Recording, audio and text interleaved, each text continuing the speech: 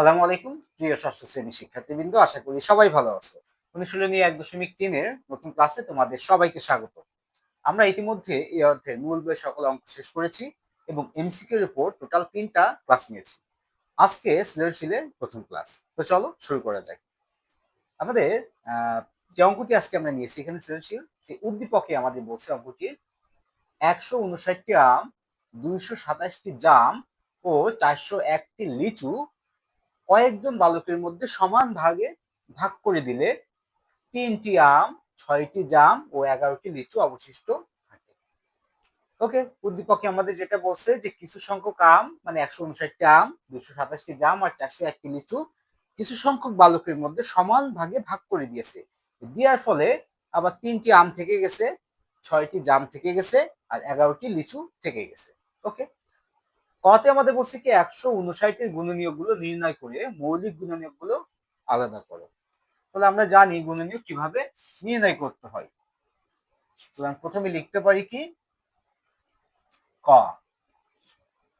159 সমান সমান, তার মানে 159-এর গুণনীয়ক মানে হচ্ছে যেই সংখ্যাগুলো দ্বারা 159-কে নিঃশেষে ভাগ করা যায় সেই সংখ্যাগুলোই হচ্ছে 159-এর গুণনীয়ক।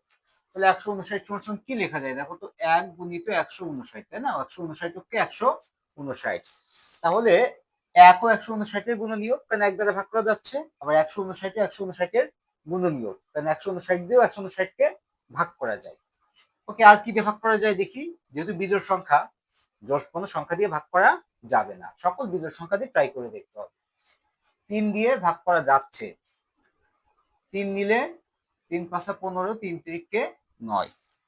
ওকে, এরপরে তুমি আর কোনো সংখ্যা দিয়ে 159-কে ভাগ করতে পারবে না। বাসায় ট্রাই করে দেখতে পারো, এরপরে 5 নিয়ে দেখতে পারো, 7 নিয়ে দেখতে পারো, 9 নিয়ে দেখতে পারো, 11 13 15 17 19 21 23 বিভিন্ন সংখ্যা দিয়ে দেখতে পারো, কিন্তু আর 159-কে ভাগ করা যাচ্ছে না।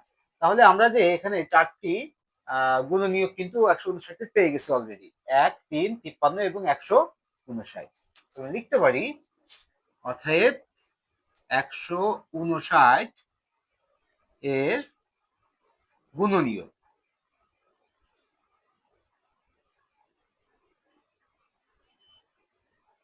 কি কি গুণনীয়ক? 1 3 53 ও 159। ওকে, তাহলে আমাদের কতে বলছিল কি যে 159-এর গুণনীয়কগুলো নির্ণয় করো। তাহলে প্রথম পার্টটা শেষ, আমাদের গুণনীয়কগুলো নির্ণয় করেছি। এখন আমাদের বলছে আবার গুণনীয়কগুলো আলাদা করো। কোনটি? মৌলিক গুণনীয়কগুলো আলাদা করো। এর মধ্যে কোন সংখ্যাগুলো মৌলিক? আমরা মৌলিক সংখ্যা যে ক্লাস যখন আমরা নিয়েছি তখন কিন্তু আমরা ডিটেলস আলোচনা করেছি এই সম্পর্কে, যে কোন সংখ্যাগুলো মৌলিক হয় এবং তার বৈশিষ্ট্যগুলো কি।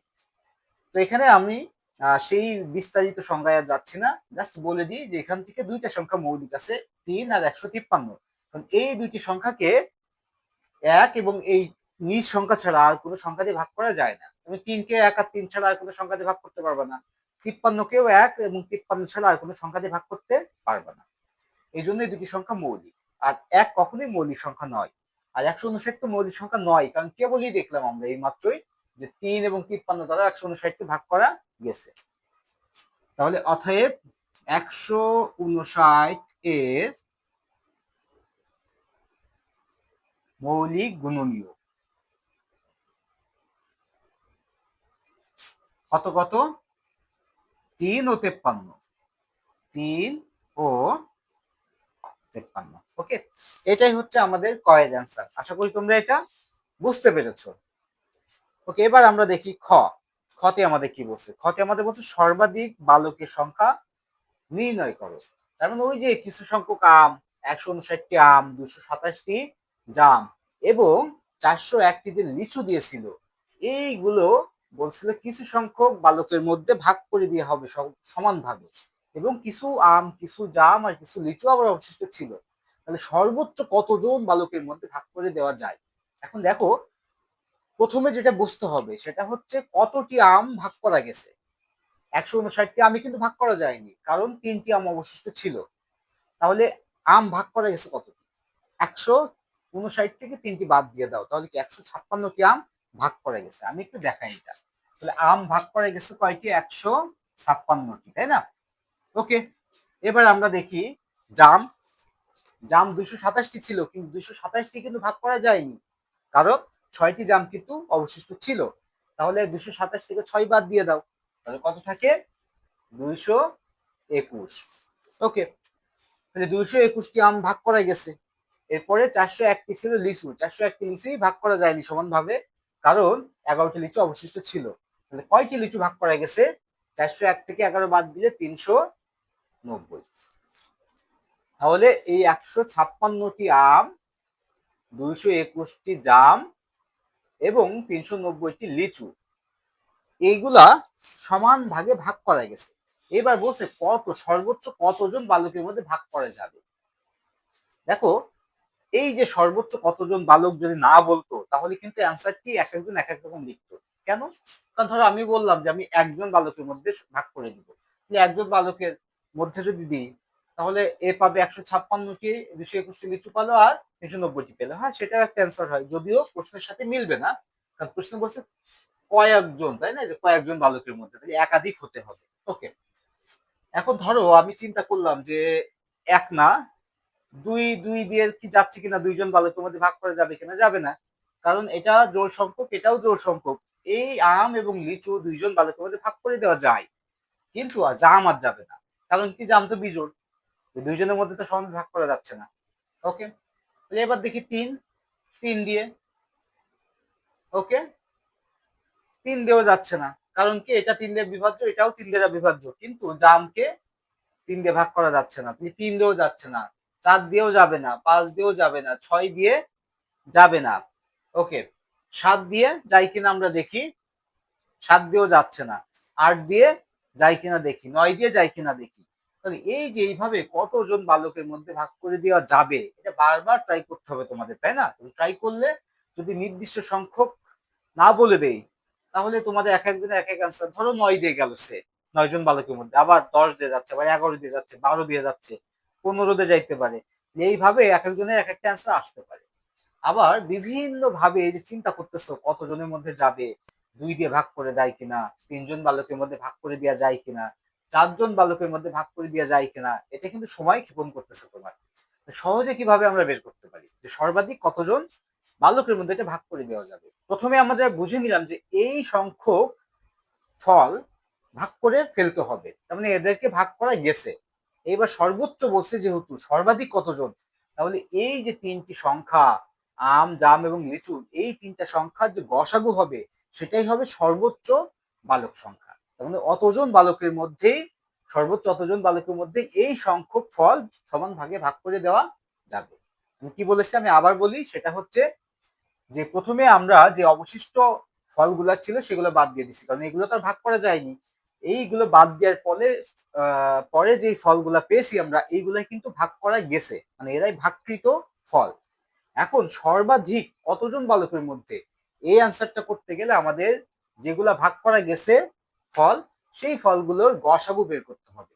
তাহলে গসাগু যেটা হবে সেটাই হচ্ছে সর্বোচ্চ বালকের সংখ্যা। আশা করি সহজে বুঝতে পেরেছো যে কিভাবে আমরা সর্বাধিক বালকের সংখ্যা বের করব। তাহলে এই কথাটি আমরা এখন প্রথমে লিখতে পারি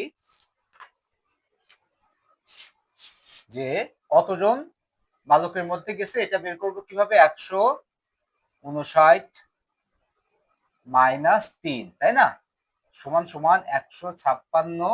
তার মানে এটা হচ্ছে আম, আম সমান সমান 156। তারপরে জাম কতটি ছিল, 227 মাইনাস 6, তার মানে 221। ও লিচু কত, 401 মাইনাস 11 সমান সমান 390। এই যে তিনটা সংখ্যা আমরা পেয়েছি, 156, 221 ও 390, এর গসাগুই হবে, তাই না? সেটা আমাদের লিখতে হবে, এত এর গ সা গু ই হবে নির্ণেয় সর্বাধিক সংখ্যক বালকের সংখ্যা।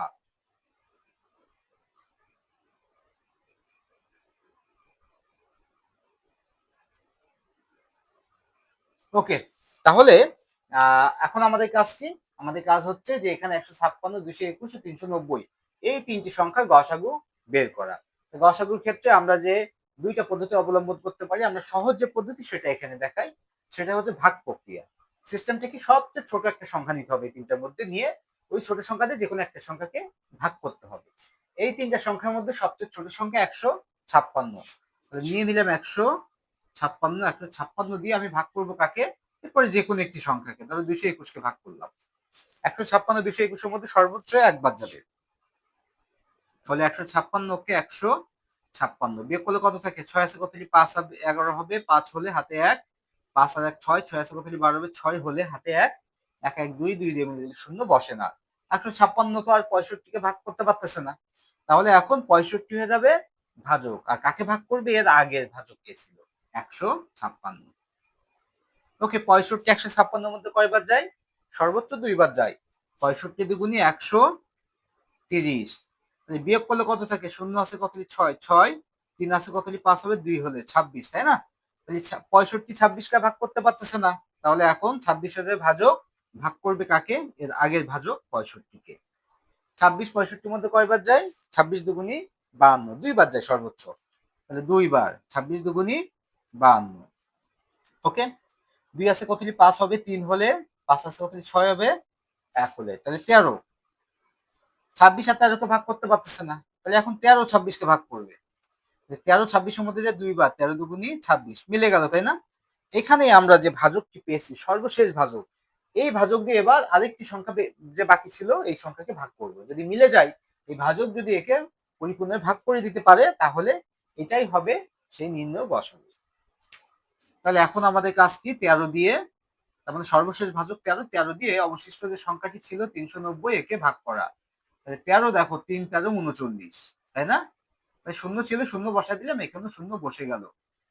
তাহলে 13 কিন্তু তাকে নিঃশেষে বিভাজ্য করতে পেরেছে 390-কে। তাহলে 13 দ্বারা এখানে সর্বশেষ ভাজক 13, আবার 13 দ্বারা 390-কেও ভাগ করা গেছে। তাহলে এই তিনটি সংখ্যার গসাগু কত? 13। তাহলে আমরা কি বলেছিলাম? যে আম 156, জাম 221, মানে অবশিষ্টটা বাদ দেওয়ার পরে, আর লিচু 390 এর গসাগুই হবে নির্ণয় সর্বাধিক সংখ্যক বালকের সংখ্যা। তাহলে এদের গসাগু পাইছি 13, তাহলে সর্বাধিক সংখ্যক বালক কয়টি হবে? এখানে 13টি হবে। তাহলে অতএব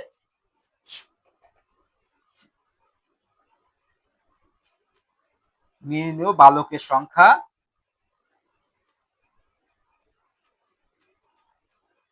13। ওকে, আশা করি তোমরা সকলে এটি বুঝতে পেরেছো। ওকে, এবার আমরা গ নম্বর অঙ্কটি দেখি। গ নম্বর অঙ্কে আমাদের বলছে প্রত্যেকটি আমের দাম 50 টাকা, প্রতিটি জামের দাম 2 টাকা এবং প্রতিটি লিচুর দাম 5 টাকা হলে একজন বালক মোট কত টাকার ফল পাবে? এই যে 13 জন বালকের মধ্যে আমরা এই যে আম, লিচু, জাম এগুলো ভাগ করে দিয়েছি, এখন এক একজন বালক কয়টি করে আম পেয়েছে, কয়টি করে জাম পেয়েছে, কয়টি করে লিচু পেয়েছে, এটা যদি আমরা জানি, তাইলে কিন্তু আমরা বের করে ফেলতে পারবো কত টাকা সে পেয়েছে। ধরো 5টি আম পেয়েছে সে, 2টি জাম পেয়েছে, 3টা লিচু পাইছে, 5টি আমের দাম কত? একটা আমের দাম 50 টাকা, 5টি আমের দাম 5 50 250। ধরো 2টি লিচু পেয়েছে, তাহলে একটা লিচুর দাম 5 টাকা, 2টির দাম 10 টাকা, তাহলে ওখানে 250 আর এখানে 10, 260। আর ধরো 3টি পেয়েছে জাম, একটার দাম 2 টাকা, 3টার দাম 6 টাকা, তাহলে এবার 266 টাকা পেয়ে যাচ্ছি আমরা।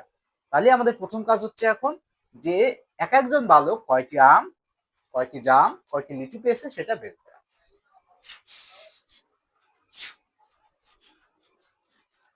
তাহলে যেহেতু বালক সংখ্যা 13, তাই না, 13 জন, তাহলে কয়টি আম ছিল বলতো? ভাগ করা গেছে 156টি আম ভাগ করা গেছে, কারণ 3টি আম অবশিষ্ট ছিল। 156টি আম 13 জনের মধ্যে ভাগ করে দেওয়া হয়েছে, তাহলে এক একজন কয়টি করে আম পেয়েছে সেটা আমরা লিখতে পারি। তাহলে একজন বালক আম পায়, 156কে আমি 13 দিয়ে ভাগ করে দিলাম। যেহেতু 156টি আম 13 জনের মধ্যে বিভাজ্য হয়েছে, ভাগ করে দেওয়া হয়েছে, তাহলে একজনে কয়টি পেয়েছে? 13 দিয়ে যদি 156কে ভাগ করি, তাহলে 13কে 13 থাকে 2 26, 13 দুগুণী 26, তাহলে কয়টি? 12টি। এই 12টি আম পেয়েছে একজন বালক। ওকে, একজন বালক জাম পায়, কয়টি জাম পেয়েছে? জামের সংখ্যা ছিল 221, তাই না? আর ভাগ 13, যেহেতু 13 জন বালক 221টি জাম ভাগ করে নিয়েছে। 13 দিয়ে 221কে ভাগ করলে 13 কে 13, ওকে, 22 থেকে যদি 13 চলে যায় থাকে কত, 9, 91। তাহলে 7 13, 7 10 কে 70, 3 7 21, 7 13 91। 17টি পেয়েছে জাম। ওকে, একজন বালক লিচু পেয়েছে কতটি, টোটাল 390টি লিচু ভাগ করা গেছে 13 জনের মধ্যে, তাহলে 30টি ভাগ করলে 3 13 39, তাই না? 390 এর মধ্যে 30টি হবে। তার মানে আমরা কিন্তু পেয়ে গেলাম এখন একজন বালক কতটি আম পেয়েছে, কতটি জাম পেয়েছে, কতটি লিচু পেয়েছে। আর এখানে কিন্তু প্রত্যেকটা আমের দাম, জামের দাম, লিচুর দাম দেওয়া আছে। তাহলে এখন আমরা সহজেই বের করতে পারবো একজন বালক টোটাল কত টাকার ফল পেয়েছে। লিখতে পারি, অতএব একজন বালক মোট ফল পায় সমান সমান 12টি পেয়েছে আম। একটা আমের দাম কত ছিল, 50 টাকা। তাহলে 12টি আমের দাম কত বলো তো, 12 গুণিত 50। ওকে, এরপরে জাম পেয়েছে 17টি, তাহলে 17টি জাম, একটা জামের দাম কত টাকা ছিল, 2 টাকা। তাহলে 17টি জামের দাম 17 গুণিত 2। ওকে, যোগ লিচু পেয়েছে 30টি, একটা লিচুর দাম কত, 5। তাহলে 30টি লিচুর দাম 30 গুণিত 5, এত টাকা। দেখো কত টাকার ফল পেয়েছে সে, আমের টাকা যোগ জামের টাকা যোগ লিচুর টাকা। তাহলে আমের টাকা, আম 12টি পেয়েছে, তাহলে একটা আমের দাম 50 টাকা, তাহলে 12টি আমের দাম।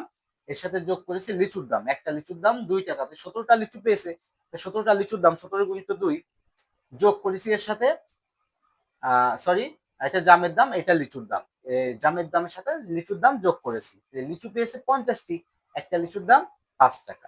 এবার এটা ক্যালকুলেট করলে যে টাকা হবে, একজন বালক মোট এত টাকার ফল পেয়েছে। তবে দেখো 5 12 60, তার মানে 600, যোগ 17 দুগুনি 34, যোগ 3 50, 150, এত টাকা। এখন এটা যদি যোগ করি, 600 সাথে 150 যোগ করলে 750, আর এর সাথে 34 যোগ করলে 784 টাকার। তাহলে একজন বালক টোটাল 784 টাকার ফল পেয়েছে।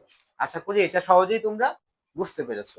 তো আজকে পর্যন্তই, পরবর্তী ক্লাসে আমরা ইনশাল্লাহ 2 নম্বর সৃজনশীল নিয়ে কথা বলবো। তো সে পর্যন্ত সবাই ভালো থেকো, আল্লাহ হাফেজ।